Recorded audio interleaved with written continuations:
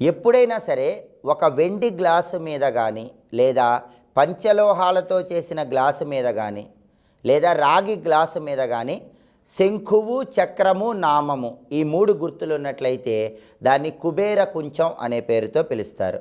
దీన్నే ధనలక్ష్మి కుంచం అనే పేరుతో కూడా పిలుస్తారు.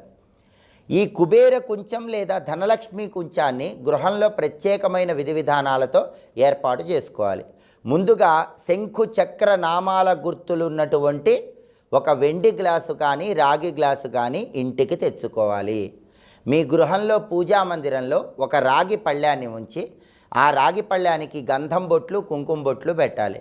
ఆ రాగి పళ్ళెంలో కొన్ని పుష్పాలు ఉంచి ఆ పుష్పాల మధ్యలో రూపాయి నాణ్యాలు కుప్పలాగా పోయాలి. కొన్ని రూపాయి నాణ్యాలు ఆ రాగి పళ్ళెం మధ్యలో ఉంచాలి.